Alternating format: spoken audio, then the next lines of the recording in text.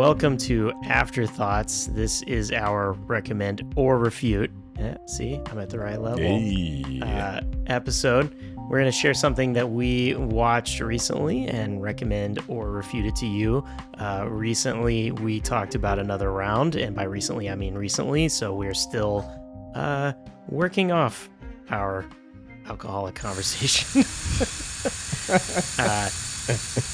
I will introduce. I think John is still breathalyzing over there. So tonight we have Michael Dixon. Hey Ryan, I'm feeling pretty fucking good after that another round recording. I think we're gonna have a pretty fucking good episode here. You're a terrible drunk actor. Yes. Yes, and you're also hearing John Garcia. What are you at? I'm at Flow. I guess. We still haven't figured out how to use this thing. I don't know how to use any of this, but I am about to do it again. And all right, while we wait, I am your host, Ryan King, if I didn't mention that. yes, of course. Oh, happy to have you as the host, Ryan. I have not gotten an error on the breathalyzer all night. I don't know why, John. I don't know why you have to point out that I'm fucking up all the time. It makes me self-conscious. Point 13 is my current. 13. Okay, you're coming down? Yeah, we're coming back down. We're coming down. We are descending. Yeah. Ladies and gentlemen, this is Captain speaking. We're on inbound flight. We're landing soon. Captain Bane. Yeah. Cool. All right. We're going to have some turbulence coming up. You should fasten your seatbelts, folks. It's going to be a bumpy ride. We're giving it back to you, the people. I was born in the air. I was born in the alcohol, molded by it. All right. Dixon, why don't you start us off and give John a chance to come down? John is pouring himself more rye whiskey. Shut up. Don't tell anybody about it. But John, we're recording at John's home, so he can do that. I'm trying to sober There's nowhere to go now. But yeah, so I watched a movie the other day. So I was on a quasi vacation with the lady friend. We went to Washington, D.C., and she had an on-site there with her company, and we did some Smithsonian tours and watched National Treasure, which was a lot of fun and a very stupid movie, but also a lot of fun at the same time. I wanted to give an honorable mention to that. That's not what I want to talk about, but it was a fun watch while in Washington, D.C., watching on an iPad while going to sleep. It was a fun watch while, we had been going to Smithsonian's and seeing like shitty reproductions of the Declaration of Independence. We did not go to the actual National Archives, but watching that movie, it was fun to see Nick Cage in a big blockbuster role and saying stupid lines of dialogue and finding maps on the backs of historical documents was fun to watch. But that's not what I want to talk about tonight. What I want to discuss is a movie that the screening was hosted on our Discord last night as we were recording this. Our friend and listener Tyler decided to host a screening in our Discord. If you join the Discord, it's free. The information is at the end of this episode. You can just join. We're not trying to milk you for $5 a month like a bunch of other podcasts trying to get you on their Patreon. We just like to have a community of our listeners that we can interact with. And our buddy Tyler hosted a screening in the Discord last night of The Incredible Shrinking Man from 1957. The science fiction classic, The Incredible Shrinking Man, one of the best sci-fi films of all time. Scarlet, what was that? I don't know. Some kind of mist. Look at your chest. They still too loose? Sure, even the cuffs are dragging. They do look kind of big. I'm getting smaller, Lou, every day. Well, that's silly, honey. People just don't get smaller. There's no medical precedent for what's happening to you. I simply know that you're getting smaller. The x-rays prove it beyond any doubt. The Incredible Shrinking Man is a, Honey, I Shrunk the Kids, but a 1950s sci-fi movie about, the fear of radioactivity and what that might entail. And it's kind of an absurd concept where like the movie opens with this happy young couple hanging out on a boat on some undescribed body of water, where the dude is like, "Hey baby, what if you got me a beer? That sounds nice." And she's like, "Why don't you get yourself a beer, you fucking asshole?" And he's like, "I don't want to. You're my wife. You should do whatever I ask you to do." And she's like, "No, I'm not gonna do that." And he's like, "Tell you what, if you get me a beer, I'll make dinner." And she's like, "All right, that sounds like an even trade." And she goes down into the hull of the boat to fetch an ice cold beer for her husband, while he sits on the bow of the boat, just, relaxing. And all of a sudden, this weird mist just comes and passes over him as he is sitting there on the bow of the boat. And he's like, "Oh my God, what the fuck is that?" And then conveniently it passes over before his wife emerges from the hole with said beer. Cut to 2 weeks later. The husband is struggling to fit into his previous clothes, and he feels like everything is too big for him. And he's like, "I don't understand why my shirt is too big. Why are my pants like ruffling at the heels where they used to fit normally?" Like, I assume the Incredible Shrinking Man would be a like instantaneous event where the man would shrink right away, but it's just a very gradual story, which is not what I was expecting. But he goes to the doctor and he's like, "My appetite's not the same, and I feel like my clothes are too big, and I feel like I'm a little smaller, and my wife doesn't have to strain as much to kiss me as she used to." And the doctor is like, "Well, I don't know, you're 5'11" and you seem at a healthy weight." And he's like, "I've always been 6'1" since I was 17. And the doctor is like, "Yeah, you probably weren't. It's like you probably measured yourself during the morning. You're here today in the afternoon, like you shrink during the day. It's like probably just some bullshit. Like maybe like work on your diet and you'll be fine and whatever." And then some good 1950s science right there.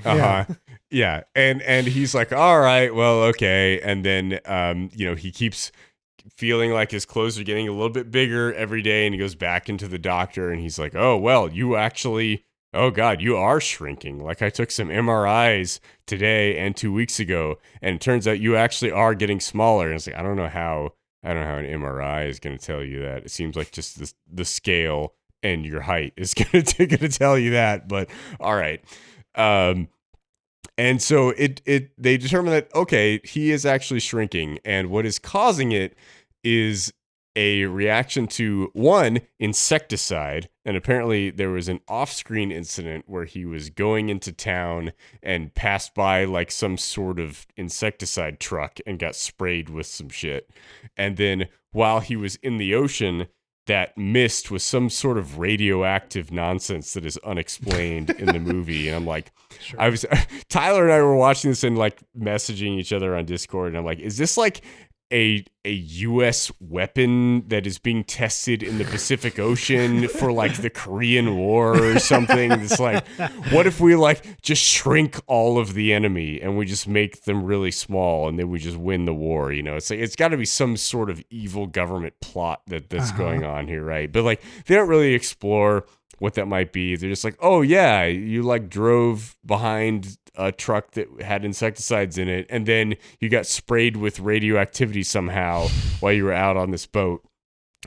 Message being, get your own fucking beer. Don't ask your wife to get your beer for you. You have to deal with the micro mist. Yeah. So kind of a dumb concept, but kind of a very dumb concept, but executed in a way that I thought was really interesting, where, he gets gradually smaller. You start to see him like getting shorter, and like the set design in this movie is really cool. Where like he always maintains the same proportions as an adult male, but he's slowly getting smaller, and he's like all of a sudden in the same apartment that he was before, but everything's a little bit bigger than where he was. And the way they shoot his wife is like she's clearly shot separately, like, and superimposed on the environment where he is, so that it looks like she's much larger than what's going on. But like they clearly have multiple versions of this house that are increasingly larger as he gets smaller as a person. Like the chairs are a little bit bigger, the ceilings are a little bit higher, the writing implements get larger and larger. There's like a recurring like visual joke of like pencils that keep getting bigger as the movie goes along. So he keeps getting smaller, and it's like, okay, he's like the size of a little person, and he like meets an attractive little woman, and they start to have a relationship, and like, he's clearly like alienating himself from his wife because he's depressed and he's not like engaging in that relationship. Like, oh, maybe this will work out, but then he keeps getting shorter still. And then I was joking with Tyler. I was like, oh man, he keeps getting smaller. Like, I need to see a sex scene in this movie. that never comes. But Tyler's like, well, I guess as long as he stays larger than a dildo, he can stay with his wife. He's gonna like fuck an amoeba. But he keeps getting smaller and smaller, and eventually he is living in a dollhouse inside of his previous house that shockingly looks just like his normal house. It's like they clearly just use the same set design and then show you like the shot of the dollhouse outside, which it was pretty funny the way they did that. But all of a sudden, like the cat is his mortal enemy, right? And like the house cat is just like trying to kill him, and he ends up like on the run from the house cat who attacks the dollhouse, and he ends up like falling into the basement, and like the wife thinks he's been mauled by the cat. And there's like the second half of the movie is him. It's like a survival story of him trying to get back up to the top floor and to survive on whatever scraps of food he can find, and fight off spiders and shit, and like make it out alive. And it's really well done from a set design perspective, and the way they scale everything, and the feeling of the weight of everything. And like, he can fall from a large height and be okay because he's a smaller weight. Like you can knock a bug off a table and it's okay, kind of thing. Yeah. And it was just really interesting the way it was put together. And the story itself did not go the way I thought it was going to go. I assumed it was going to be, oh, there's a cure and we get him back to his normal size and he gets back with his wife and happily ever after.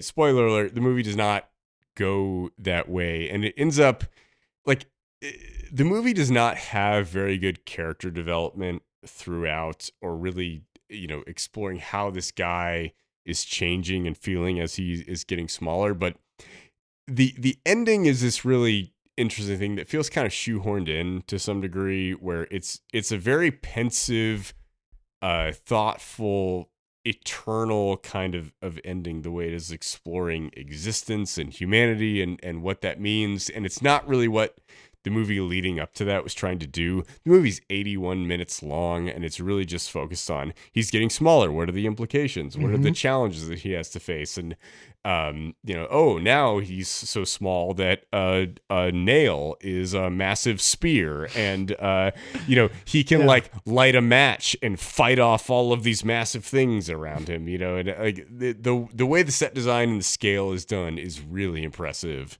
But, the way the movie ends, I was kind of caught off guard, and it's very contemplative. And I was like, I was not expecting this. And it doesn't feel natural for the way the plot is going and for what the movie has been trying to do the whole time. But it is fascinating in what it is kind of exploring at the end of the movie. Again, I don't know that it really works. It feels kind of thumbtacked together, but I did think it was pretty interesting what it was trying to do. John, given your love of schlock films, did you literally just light that Vinegar Syndrome light in the corner as I was talking about this? As you were talking about it, I lit the beacon. Oh my God. John has a Vinegar Syndrome neon light in his garage of like a woman with like one thigh-high boot on. That's right. It's like the fucking Robert Rodriguez movie. Oh yeah, it's like Cherry Darling. Planet Terror. It's like Cherry Darling and Planet Terror. Yeah. Yeah. But as you continue to John talk just about lit this. that as I was talking about this movie. movie. That was the beacons as you talked about this. Yeah, I feel like you would like this movie, John. It's kind of the right combination of schlock with competent filmmaking. Like, yeah, I've heard great things about the special effects. Yeah, the special effects are really cool, and like the cinematography is really great given the scale constraints that they have and what they're trying to do. And like, I'm a sucker for good black and white cinematography, and like the lighting contrast is really interesting. And I feel like it kind of heightens the atmosphere in the movie. So yeah, I had a really good time with it. If you join our Discord for free, sometimes we just show random movies in there that you can just watch, and why not have to have a subscription to whatever service to watch it. So yeah. It was a lot of fun. I had a good time with it. I was excited that Tyler shared it with me, and it was a good time. Yeah, it's one of those things that like when I think about it, because I've heard so many good things about this movie from the special effects standpoint too. Like I've watched a few kind of like video essays and analyses on how it was done and how impressive it is. It's just one of those, like, it's a hallmark for the older style of what like Hollywood was capable of when it was showing different special effects that could be done. I think about this and like anything that whenever I think about this kind of movie, I think about other things that like Ray Harryhausen has done, any of the stop motion kind of aspects like Jason the Argonauts. It really makes me want us to talk about one of those older movies of like adventure that has stop motion in it, or these opticals and the scale factor, because it's always fascinating now with like the advent of, CGI and green screens, like how cohesive a lot of things can feel when you do special effects for them.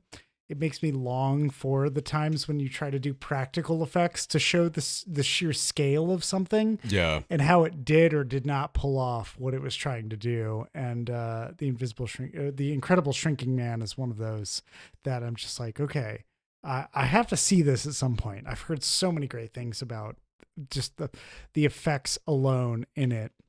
And that's kind of I guess what directs my one and only question is like, were there moments where you felt like, I mean, even though it is that older style film, you were like, how did they do this? Or were you like, I already know everything about it? Or were you like, I already know, but I'm also really impressed by it? Like, I'm just curious what your feelings were. There really weren't any scenes where I was confused as to how they did it, but I was very impressed with the execution. Like, there were some scenes where like you can tell they have a background shot and they have a character superimposed in front of it. You can kind of tell what they're doing. But for the most part, it's like, oh, they just built massive shit to have on set. It's like they built a match that's like 9 feet long, and the dude has to like drag over the ground and light it and like try to like poke it at a spider, right? And they like massive nails and massive wooden planks they're using to display as like drawers that he is like climbing up, and different things like that. Like rope that is designed to look like a small piece of twine, but at a larger scale, where it's like they specifically made that rope to look like the consistency of a smaller piece of twine, where, it's like, one of the things that's a little unrealistic is like they had this like massive piece of like food that like both Tyler and I thought was a massive piece of cheese, and then turns out later in the movie he like says that it's cake, and I'm like, I don't think that's cake. That looks weird.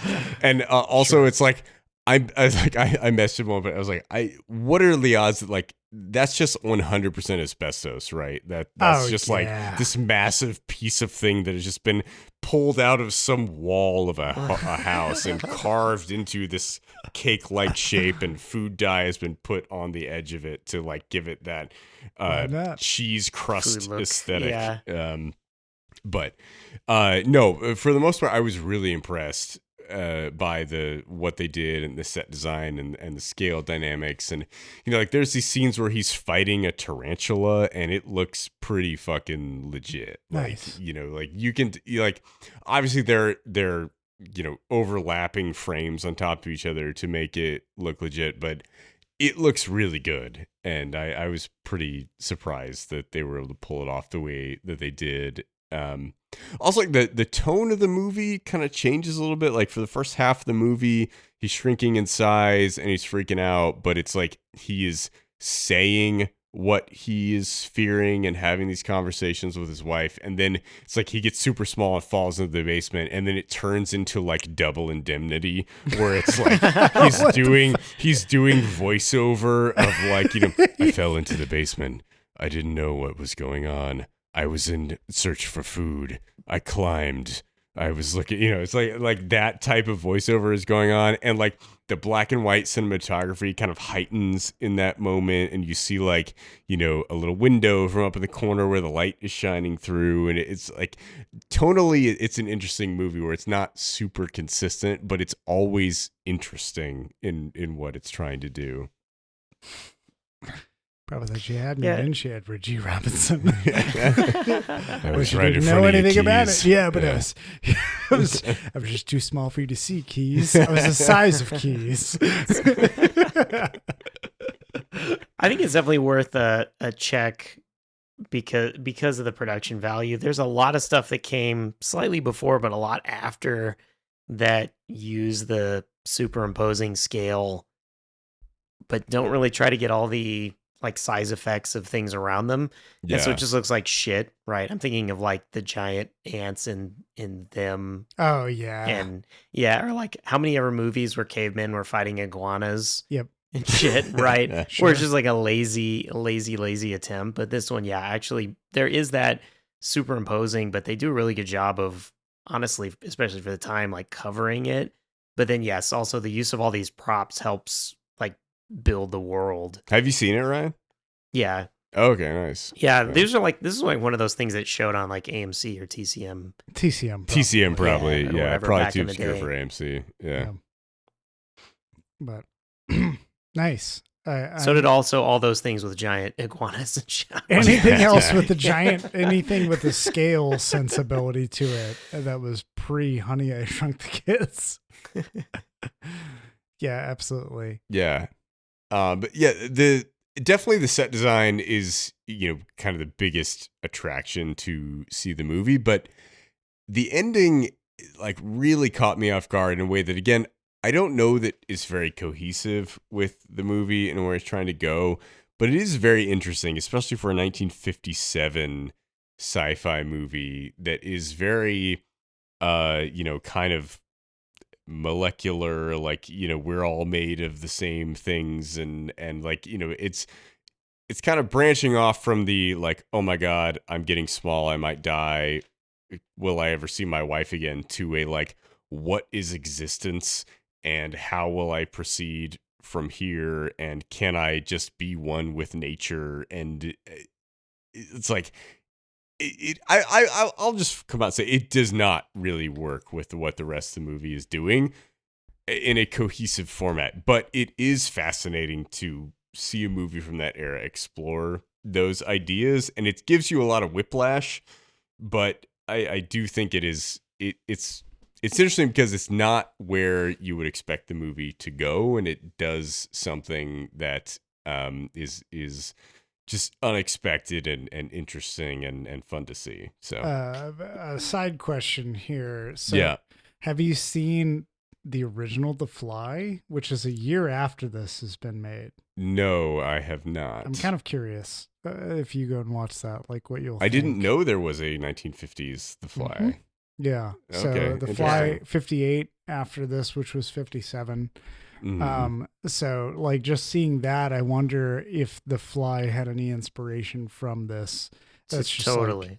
Like, yeah. So it's totally. just There one were of a those things ton a ton. This movie did really well, and there were a ton of like follow on, either tiny people or giant people, like the 50-foot woman. 50-foot woman, yeah. Dixon saw that. Yeah, I messaged John about that a few months ago. I watched Attack of the 50-Foot Woman, and it's like a similar vibe to this. It's not as near as good as The Incredible Shrinking Man, but like the effects are similarly funny, where it's like the scale is off, and it's like in The Incredible Shrinking Man, it's funny because the scale is off, because it's supposed to be, and it's just kind of like jarring and funny, but like it's done in a realistic way. Attack of the 50-Foot Woman is like laughable, like massive plaster of Paris hands swiping through buildings, and like it's like it's worth watching, and it's a fun experience, and it's like 67 minutes, like like it's not long, but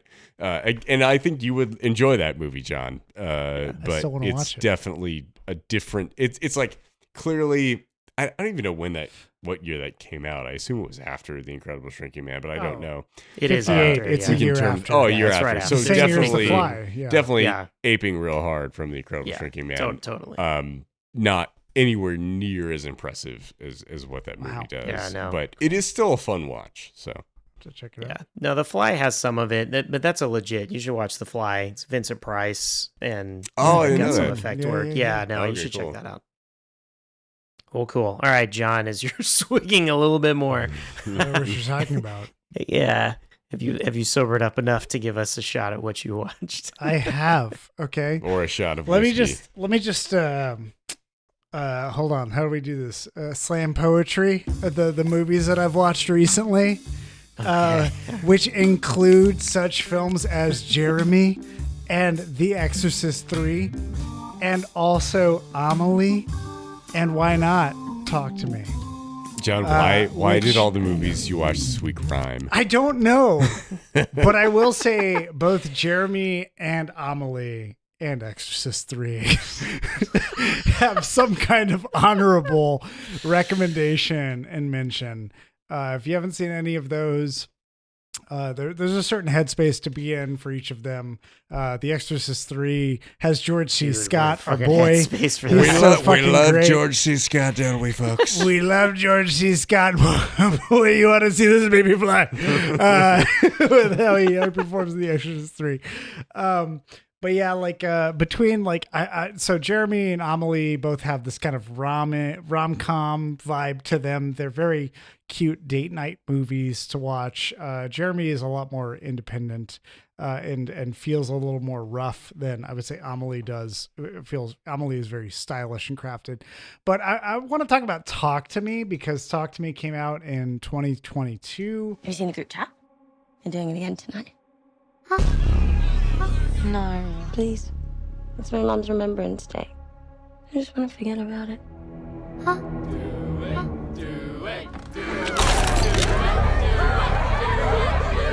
Who's up? I'll do it. Cannot go for more than 90 seconds. Am I clear? What happens after 90 seconds? Don't want to stay.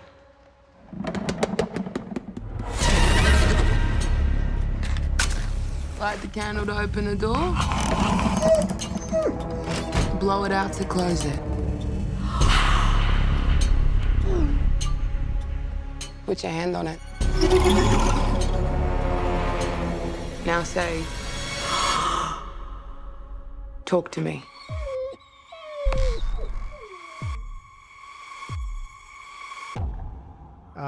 And it's one of those that I saw a lot of hype about. Horror movie. It's A24. A24 has released this special edition that has the fucking Talk to Me hand that gets sent out as well with the Blu-ray for it, and all this other shit. A lot of horror movies now, in my opinion, not great. Just what? I'm so surprised that they could be not great in the Blumhouse era of horror films. Why the would they Conjuring not? era. Wow, why would James Wan not know how to make a movie Aquaman or Aquaman 2? You know what I'm saying? Anyways, so I settled in on this past Friday and said like, hey, you know what? I'm going to watch Talk to Me. It's something that I've been lacking in sort of my viewing recently of different horror movies, and I heard a lot about it. Fuck it, I'll watch it. Why not? Talk to Me, 2022, directed by it's Michael Philippou and Danny Philippou as well, the Philippou brothers, I guess. They seem to have a competent grasp on the horror genre. Talk to Me tells a story about a teenager who is in Australia. I think that's where this definitely Australia, because that accent gets real grating. It's got some kind of down under aspects to it. So it tells the story of Mia. If there are no exotic reptiles in the movie. Not at all. No, there's one kangaroo who doesn't get to hop a whole lot. Kangaroo Jack's been hit by a car in this movie. And there's a whole reckoning with that. So yeah, it tells the story of Mia, whose mother committed suicide, and she's still kind of grappling with that. At the same time, she discovers a group of quote unquote friends. They're not really fucking friends. They're just high school friends. We all know who those are, who have like somehow obtained this hand that you can shake and say, talk to me. And it channels spirits of the dead.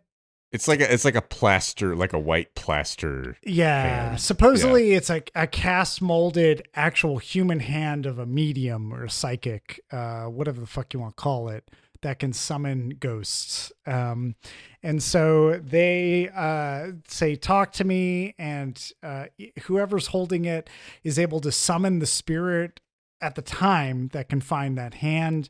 And they are confronted by it.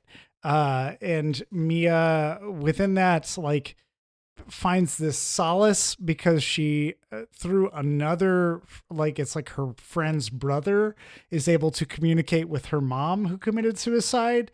And in that moment, there are certain rules that are set up. Every horror movie has to have rules. You have to have rules. And this one, the rules are, you don't go over fucking 90 seconds or 60 seconds, some shit like that. And, wow, it turns out when she meets her mother through this channel that she wants to keep the conversation going. Who would guess? Beyond the limit that it naturally is supposed to actually go. And it absolutely fucks up this friend's sibling in the middle of that conversation. It's really upsetting how much shit happens to this kid. And then from there, it spirals into this delusion of Mia trying to understand what's real and what's not, and whether or not the hand has a full grasp on her. And it's sort of more of, what would you do for grief to like alleviate that grief, to grasp the understanding behind that grief and try to seek some kind of, the trade-offs of if you had a firm grasp of what the person you lost was really going through versus what you were able to speculate on. And so that's really what the premise of Talk to Me is Mia trying to figure out what the fuck this means. And it leads her to do a lot of fucking like really terrible shit to the people she loves, and she manipulates and will just like claw her way into anything I can get it to understand what my mom is trying to say to me from beyond the grave is what I'm willing to do. So yeah, like it has the usual kind of stings to it. They're done a lot more, I would say like a lot more nuanced than like a James Wan Conjuring vibe are done. But hey, still, Patrick Wilson is not in the movie, so that's this is true. upgrade. Yeah. Hey, yeah. I love Patrick Wilson. I'm sorry for what he's done, but I'm also just like, unapologetically call that man Ocean Master because he's fucking great.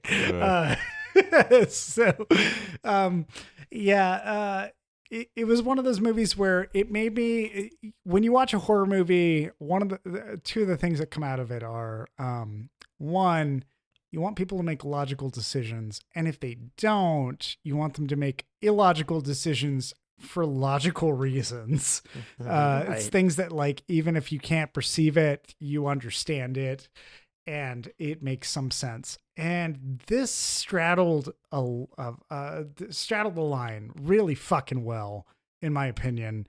And so parts of it I understood, other parts I was like, oh, this is very much ramping up on, I don't know if I would actually believe what the fuck's going on here. And so there's parts of it that are predictable, parts of it that aren't. But really the execution on it is the impressive part. Like seeing the ghosts rendered, seeing how creepy a lot of the scenes are executed. It's like really fucking well done. This is another A24 joint. And while we've talked about Hereditary in the past, it's not on par with Hereditary, in my opinion. It still manages some of those aspects of upsetting and unsettling that kept me coming back to it. And so when I kind of like looked at it, I said, yeah, I absolutely understand 100% why this movie is the way that it is. But I also cynically saw all of the other movies that it could easily produce. And Dixon's already taken a little bit of exception with my sequels to it, which what was your critique that I should have called the sequel? Oh, To Talk to Me. That's right. Yeah. To Talk to Me. Yes, of course. The one after that is Talk to Me with a 3 for the E, and it's a colon. Look who's talking. Is John Travolta in that one? He is. And Talk to Me 4 is colon. Hey, I'm talking here. Which could also be you talking to me. Hey, you talking to me? Yeah. Why you not? fucking talking to me? Who else the fuck are you talking to? So yeah, if you're interested to see what my other sequels are, feel free to check out my Letterboxd because I'm not going to fucking go through them right now. But suffice to say, there's so many sequels this movie could have after the end of watching it that I was just like riding that high of. I was like, that was really good. That was really good. How are you going to fucking ruin this? Which is a wild thought to have, but that's kind of the state of horror movies for me. Considering a friend of mine watched The Exorcist 3 with me and said there were too many monologues from George C. Scott. That is not possible. They didn't know who George C. Scott was. I had to fill that gap in, but they were like, there are too many monologues in this movie. And I was like, that's bullshit. This movie is have perfect. not seen The Exorcist 3, but I cannot get enough George C. Scott monologues. I need more of them in my life. Yeah. So there's some moments where I was just like, the horror genre, it's undergoing some metamorphosis I don't want to be a part of. Talk to Me straddles that line. I really enjoyed it. I'd recommend it. I thought it was great. Any sequel to it, I'm very skeptical of. This is in that A24 slot. You mentioned Hereditary. Like there's been a number of good horror movies that have not had sequels. I think they kind of ride under the radar a little bit compared to the big marketable sequel / remake / sequel make prequel, whatever that gets crapped out constantly. Hopefully this slots more into that, like one and done with that story, and these directors maybe get a chance at something else. Yeah, I don't think A24 has ever produced a sequel, right? Yeah, so no, that's a good sign. I saw this movie when it came out in theaters, and my initial I have two critiques of the movie. One is that Run the Jewels came out with an amazing song called Talk to Me a couple years ago, and it is not featured in the movie, and that was very upsetting. That's your critique. And then also, I can't fucking stand Australian accents, and that was also a problem for me. I actually like a year ago or so, I was talking with some friends about like what are like the best and the worst English accents, and we went through and ranked all of them, and Australian was like the last for everyone. It was like, no, that's the worst one. It's too grating. It actually not for me. The worst to is like some dialects of American. to me. The worst is Minnesotan. Okay. That's you the watched worst Fargo one. and you didn't like it? I mean, it's North Dakotan, but still. Fargo is just one joke about how absurd the Minnesotan accent is, and somehow it works for the whole movie. Like, it's a miracle that movie they actually pull that off. But that's the worst one to me. But Australian is pretty fucking far down there. But yeah, no, I think the quintessential answer was, or the like, cohesive answer from everybody was that Irish was the best and that Australian was the worst. And You're telling that's where me we ended up landing. that a culture and a language in which cunt is completely normalized is unacceptable to you. I'm very surprised for some reason. Yeah.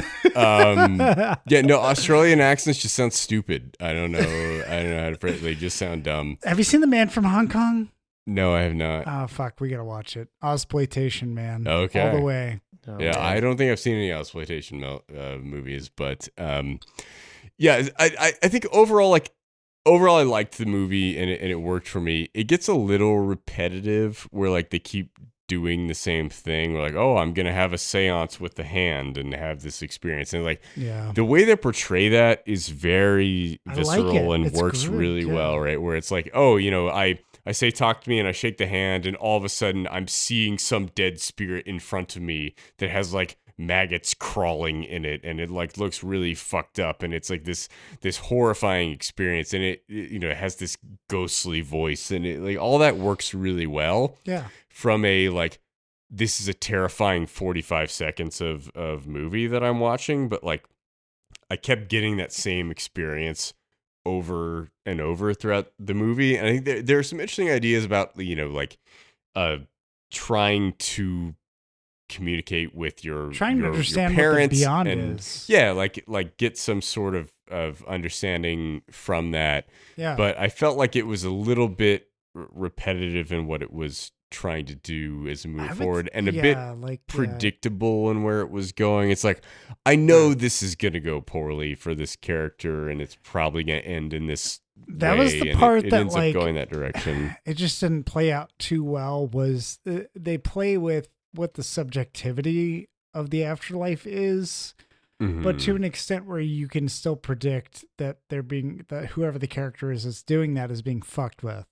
Like they show like what hell looks like in a sense, and it's terrifying, but it's like 5 seconds. And then from there, the character is completely convinced that they've seen that, but it's like, no, you should know at this point you're being fucked with. Yeah. I kept thinking like, it's like this girl's convinced that she's talking to her mother. And I'm like, you're probably talking to some random spirit who just wants somebody to talk to, right? That is like grasping onto this and trying to convince you that there's some sort of relationship there. And it's never something that she entertains or wants to deal with. And like, there are interesting ways where this fascination with the world of the dead impacts her relations with people in the present. And there's kind of like a spreading of this virus to people around her that is an interesting way that the movie tries to explore these things. I just felt like it was a little bit one note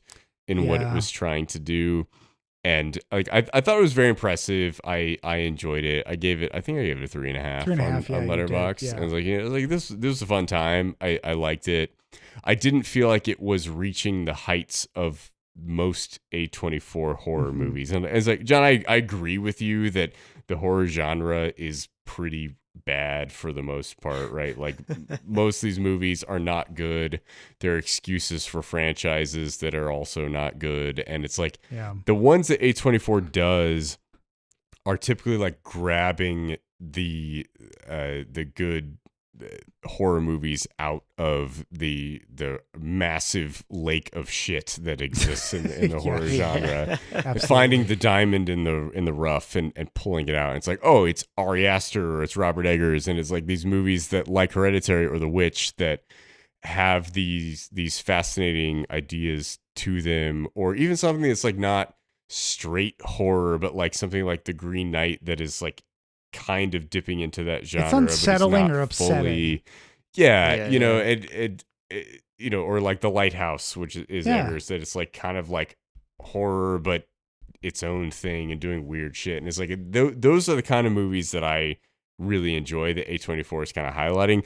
This feels more like, I don't know, like a lot of A24 movies, like we've identified this director that we really like, and we're just going to keep producing their movies because they make really interesting shit that is worth putting out there.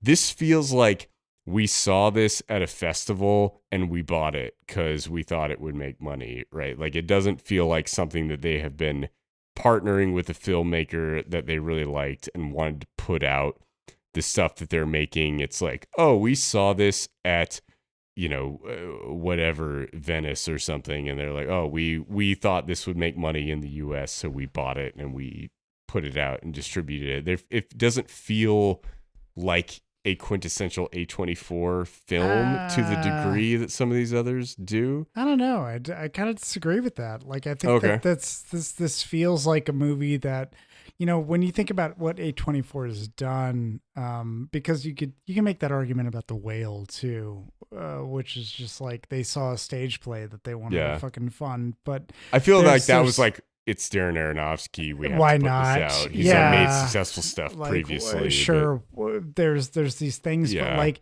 this has its own commentary. Whereas you would compare it to like Ari Aster and like Hereditary, or not. I don't really want to compare it to Beau is Afraid, but like no, I wouldn't. Hereditary is very much like this horror family aspect, and I feel like Talk to Me is targeted at a younger generation, where it is very much like, hey, we can use anything to capitalize on anything. Like we can take this fucking psychic's hand and just shoot videos about it and put it on Snapchat or Instagram or whatever the fuck else.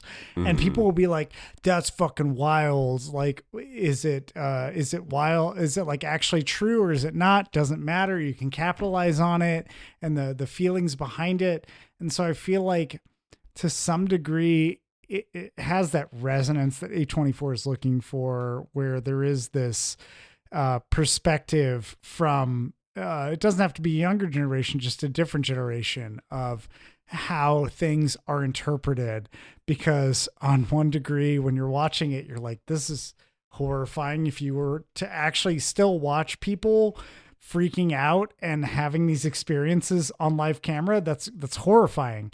But for a younger generation, they're all laughing about it and they're all having a great time because they're like, oh, fuck, this person. And they all believe they're in control. That's what that stupid, invincible feeling of being a teenager is.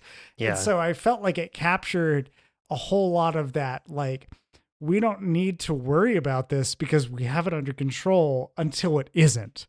And like, I felt like that fed the horror a lot more. Like, they make these stupid decisions because that's just like what they're prone to do. They're a bunch of fucking kids. They have no idea. Yeah. You don't know until somebody encounters it with a point of connection you've never compensated for, that they're going to hold the timer out a little bit longer. They're going to do these things a little bit longer. And so that's kind of where, like, I feel like A24 saw it, even if they did see it under those circumstances that you listed, they were just like, yeah, this makes perfect sense. This is a human feeling. This is something that we all want, which is, hey, if you did have a moment to have 5 seconds with somebody you didn't know or somebody you lost, would you take it? And what does that lead to repercussion wise?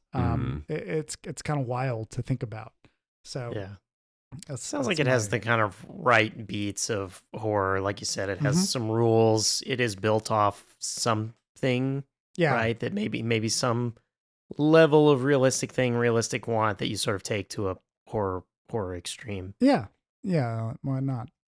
Interesting. Okay. Yeah. And I think, like, you're right, John, that like thematically it exists in what A24 would do with horror films. I feel like it didn't land as hard as a lot of their movies have. And like, I say that, and it's like also I fucking hated X and Pearl, so it's like I feel like A24's horror deal is kind of been a bit muddled over the past few years, where it's like a lot of people love those movies, and a lot of people love Talk to Me a lot more than I did, and like really liked X and Pearl, and I hated them, and so like it's possible that some of it's just like some of the stuff they're doing is not as on my wavelength as what their previous stuff has been. And that's totally fine. That just is what it is. And I love what they're doing with like their core group of auteur directors like Astor and Eggers and David Lowery and like making, and fucking Alex Garland and making these movies that are very like really hit me at home where it hurts, that like I really like those kind of movies, and like some of their more recent forays into different directors I haven't enjoyed as much. I liked Talk to Me. Like I definitely did not like X and Pearl. I don't really fucking get Ty West's whole deal, but like I did like Talk to Me, and I felt like it was close, and it was like reaching toward what they have done in the past, but it didn't feel like it landed on kind of the deeper level that some of their previous stuff has. And like that's hard to do. Is like as an indie production company,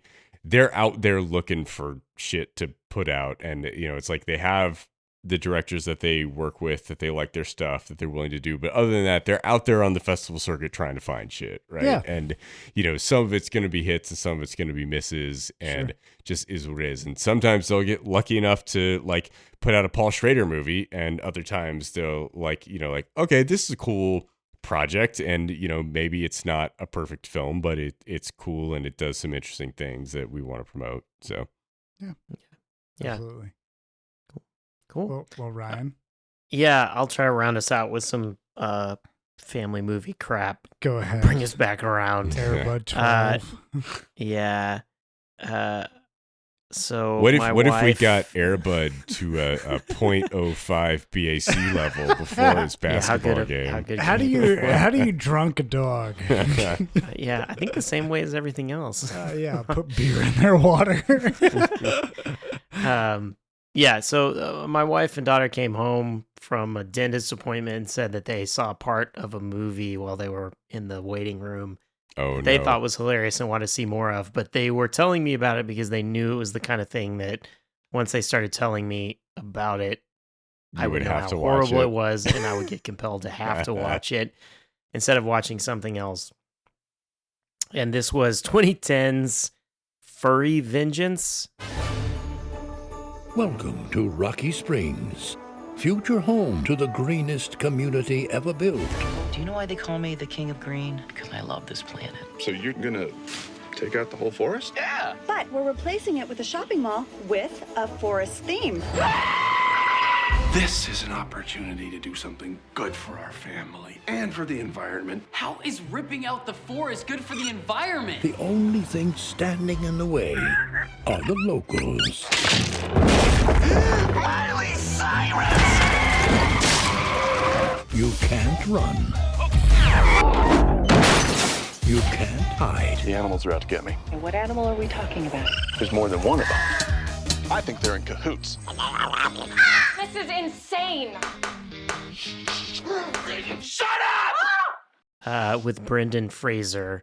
It is a terrible name for a movie. I have a hard time remembering what it was. Every time we were talking about it, I was like, Animal Revenge. Is this about some Furry sort Vengeance? of weird fetish person who dresses up as a mascot and kills people? No, it should be, maybe that would be human something. Cocaine bear. Yeah. Yes, human cocaine bear. I'm only my true self when I'm dressed up as Chuck E. Cheese and going around murdering people. Rock of Fire Wow. explosion. Yeah, that sounds yeah. That sounds like something.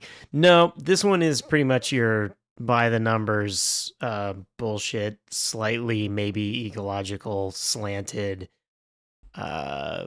cartoon humor bullshit. This falls right in Brendan Fraser's Dudley Do Right, George of the Jungle endish of his career until he's now, finally come back around to show everyone how, he was a good actor before he fell into this bullshit.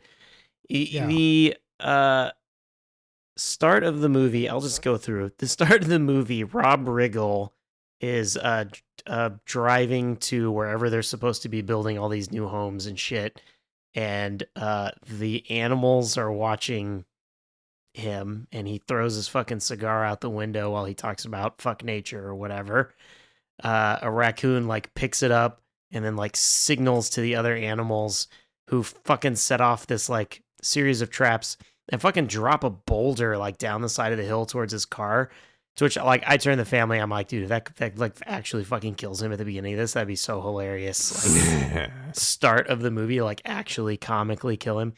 And the fucking boulder, like, of course, then also it takes forever to set up. So I'm like, do they have a bear that pushes the boulder up the hill? Like, I'm already like 2 minutes in this movie trying to figure out how they're setting up their traps and resetting them up.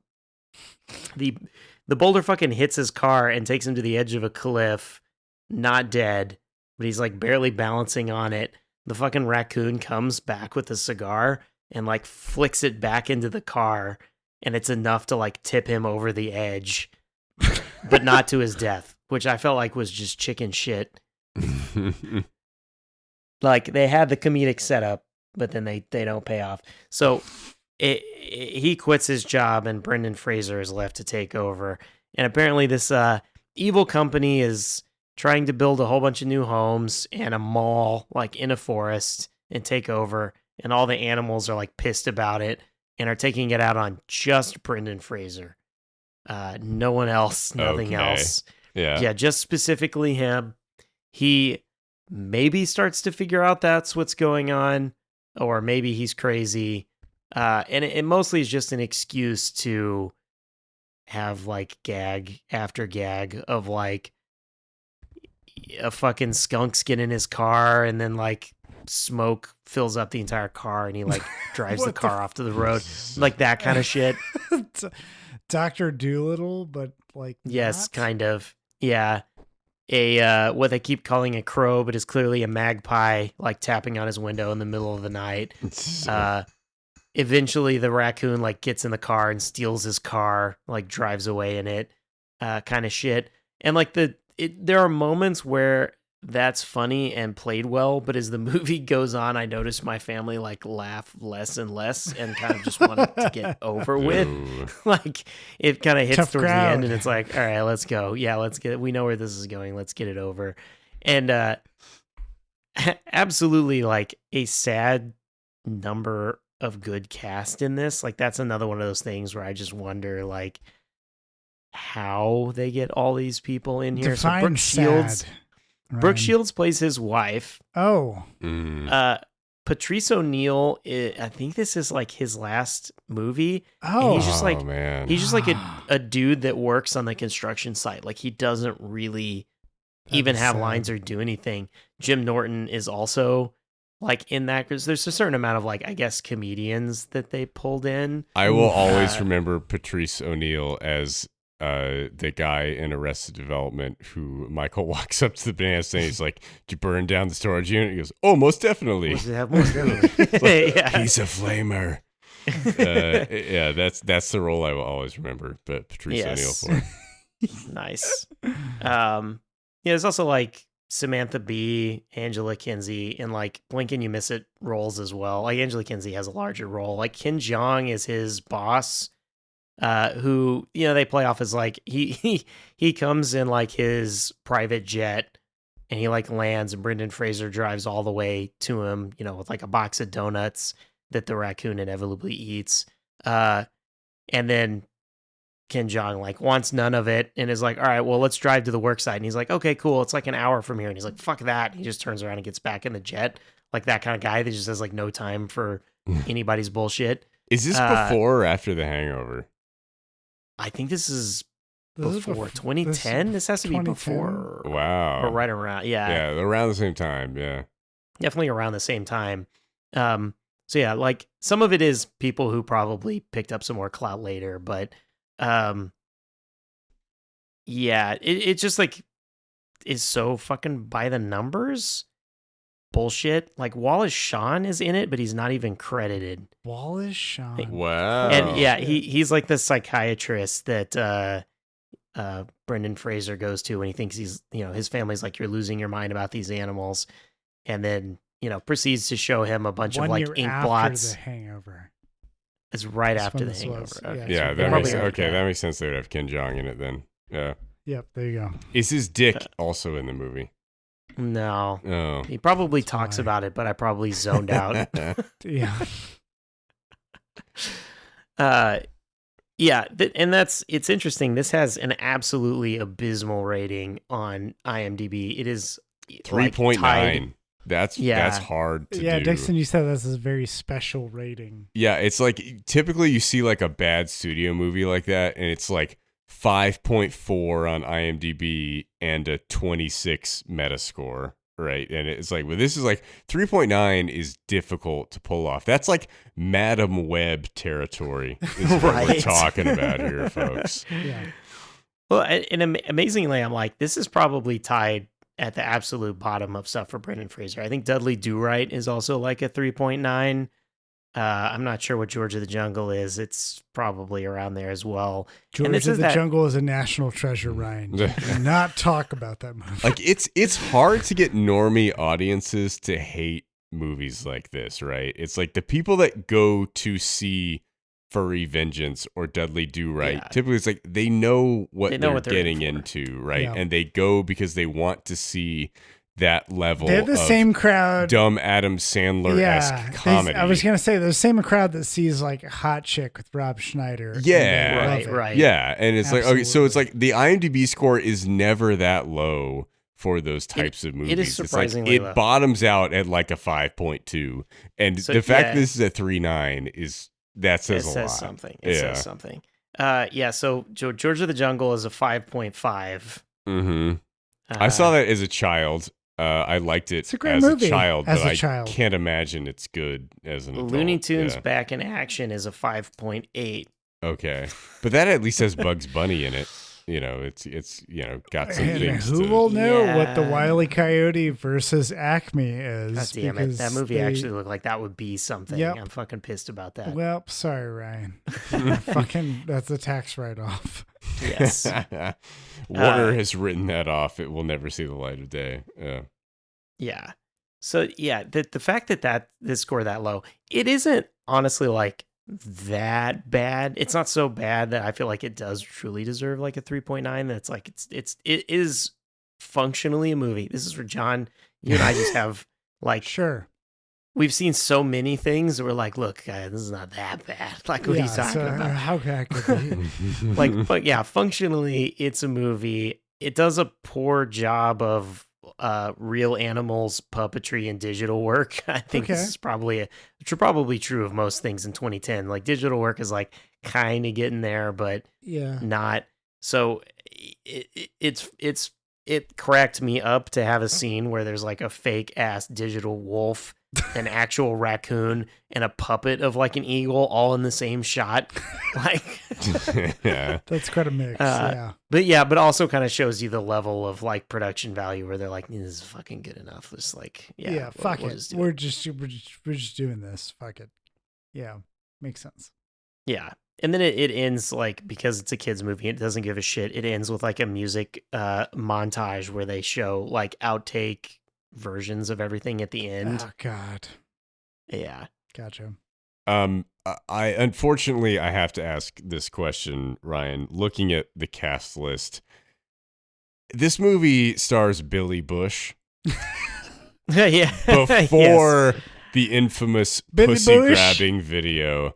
Before that happened, Billy Bush was a thing, and fuck all of the Bushes and all of their offspring and their weird cousins and Billy shit. Bush related to Jeb Bush? Or? Yes. Oh, wow. He's related to all of Jeb that. and George and the other George and all of those pieces of shit. Awful He's your brother people. George. He's your other brother George. That have like destroyed this country more than any other family ever has. What the fuck does he do in this movie? And how does that go? I honestly don't even remember. I think it's like one of those like small. He's listed as drill sergeant. I have no fucking clue Was what there that not even a was. like military scene in the movie? There's no side plot about military scene, so no, I don't remember. Interesting. Okay. Yeah. Well, at least he doesn't have a memorable role. Sergeant yeah, it's not a memorable Bush. role. Yeah. Yeah, I would honestly say like maybe 80% of this movie is Brendan Fraser trying to act against either something that's not there or a puppet. And then maybe 15% Brendan Fraser and Kim Jong having some sort of interaction. And then the rest of it is the rest of the cast. Like, it's so fucking, like, barely even there. I actually was thinking about this movie today.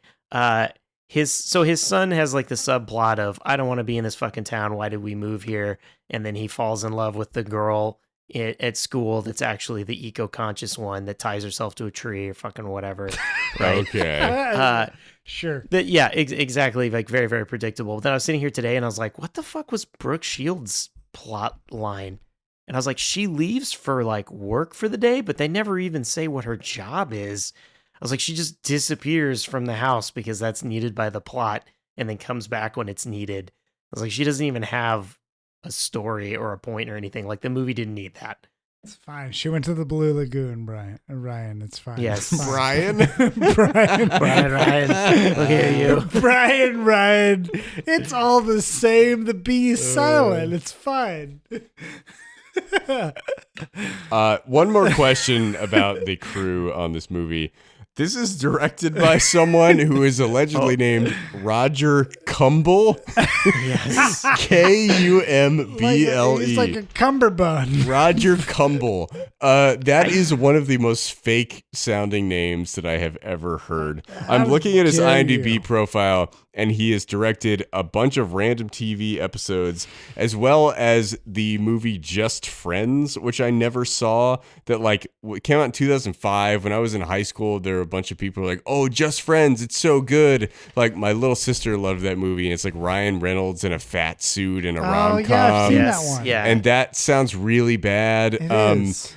In your estimation, Ryan, is Roger Cumble a real human being, or do you think this is just a name slapped onto this movie because the director didn't want to claim it?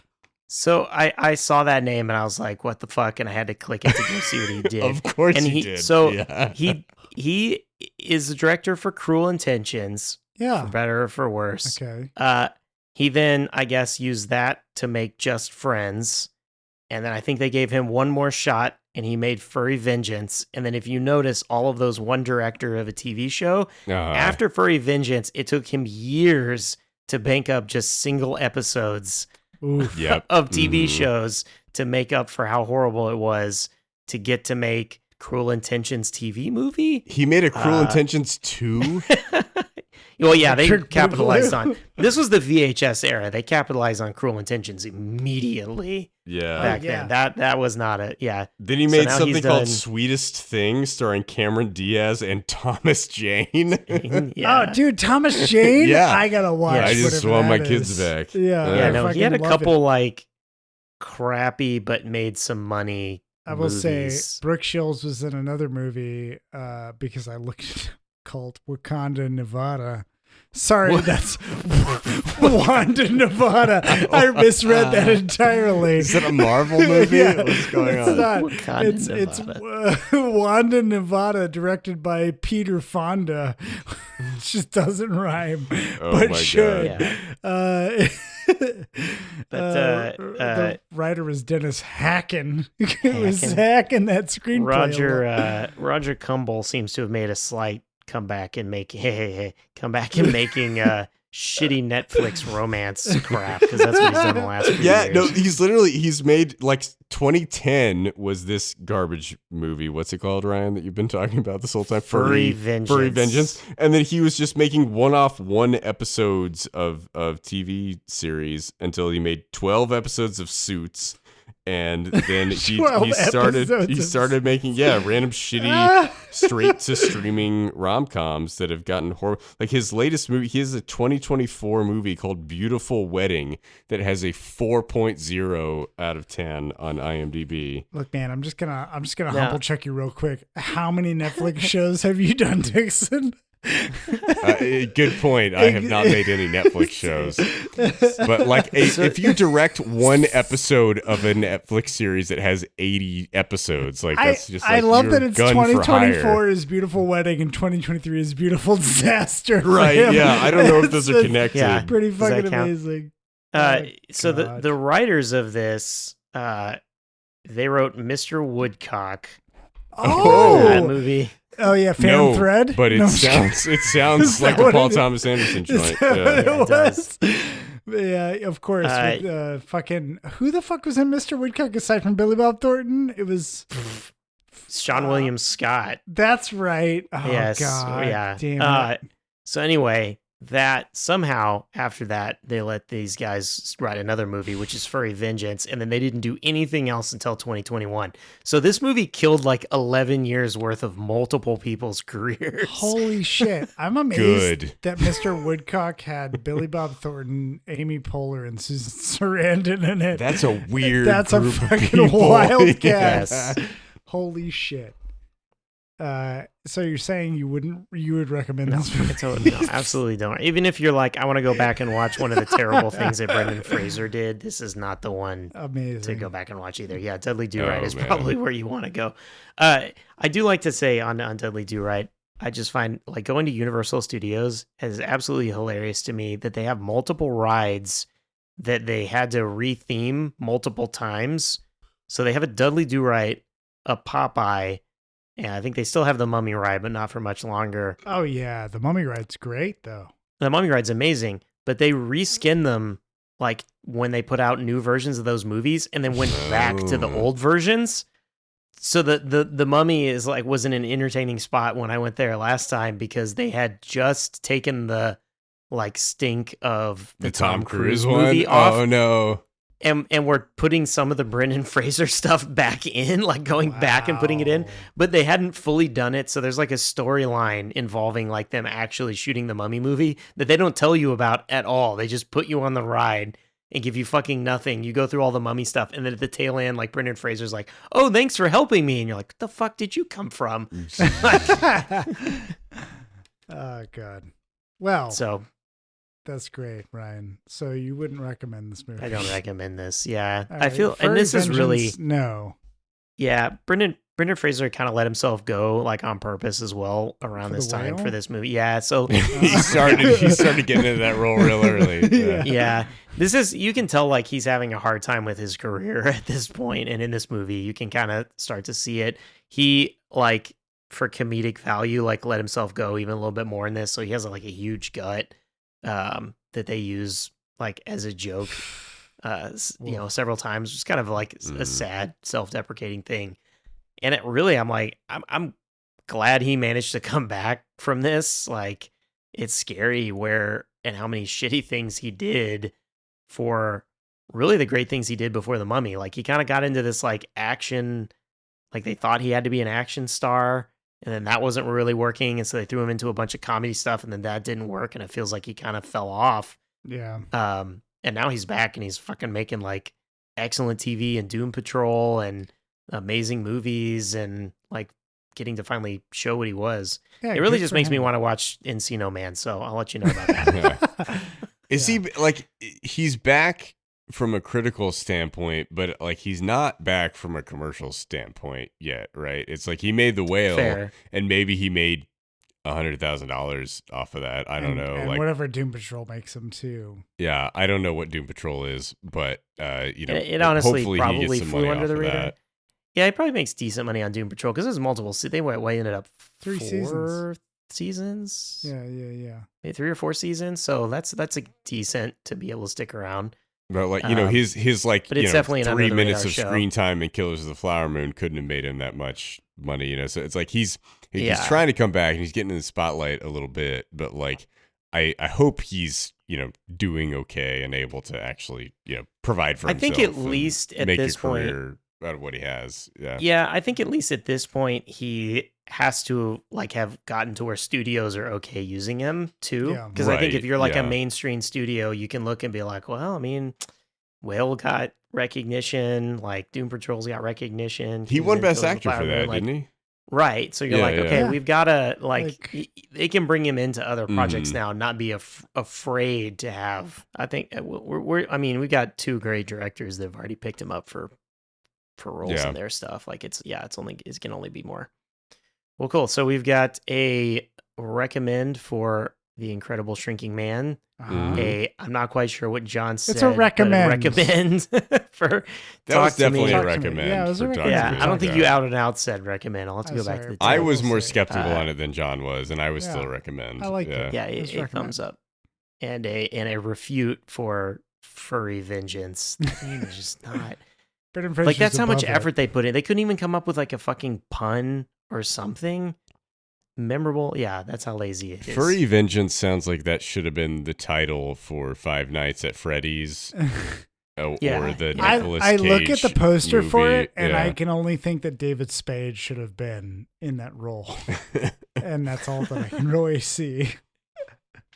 But yeah. Supposedly it was supposed to be Will Ferrell originally for the Furry Vengeance movie. I guess I can see that. Yeah. But still. Vaguely. I guess he was smart enough to be like, nah, it's not quite there. It's not quite there.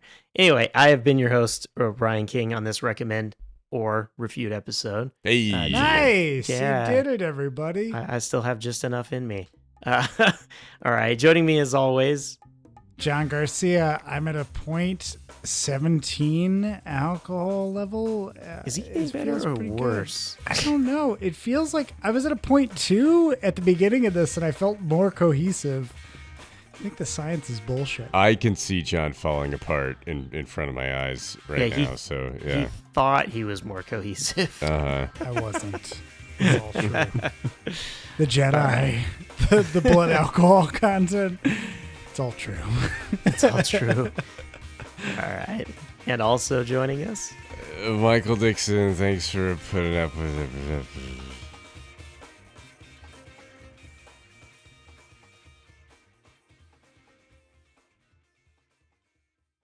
Hey there, movie buffs, TV toughs, and all listeners in between. John here from the Afterthoughts podcast. I just wanted to drop in at the end of this episode and say thanks for listening. If you've got afterthoughts of your own to share, hit us up. You can find us on Twitter, Facebook, and Instagram at The Afterpod, or jump into a conversation on our Discord server. You can find info for this and more at theafterpod.transistor.fm. Thanks again for listening, and we'll catch you on the next episode.